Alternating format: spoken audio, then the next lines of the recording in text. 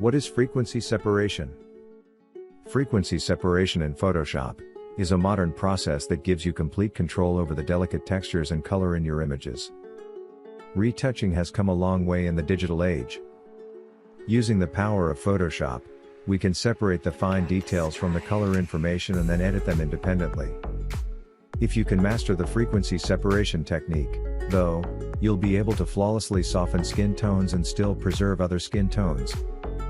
In other words, mastering this retouching practice in Photoshop will give your photos an instant boost of beauty and professionalism.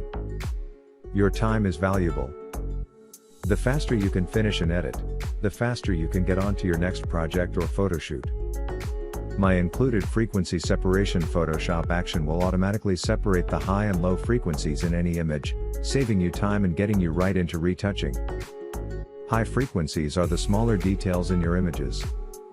Thin skin texture, hair, or the stitching in fabric. Low frequencies include all of the color information in a photo, like the transitions from highlight to shadow. Frequency separation is the process of dividing these two elements into separate layers, which can each be adjusted without affecting the other.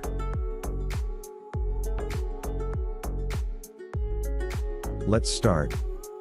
First, go to Image, Mode, check RGB color, and 8-bit color. Go to Actions, Frequency Separation, 8-bit. Click Play. Frequency separation allows retouchers to separate the high-frequency pixel information from the low-frequency pixel information in images, and make edits to them separately. In other words, you can work on texture and detail independently from color and tone, and vice versa, making most day-to-day retouching so much easier. When you think about when someone has a wrinkle, if you fully remove that wrinkle with the clone tool or one of the healing tools, they start to look artificial. They start to look like they are made out of plastic. I don't like that look.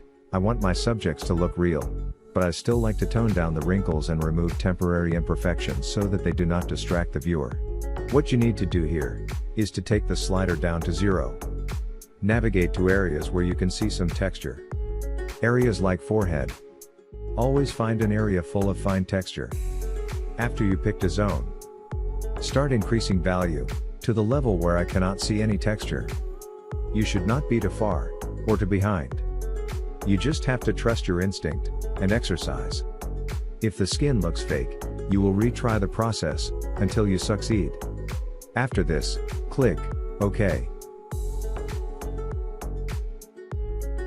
My action will do the rest. Next step is to remove all blemishes, hair, etc. This is what we will do in full retouch lesson. Let's see a quick before and after.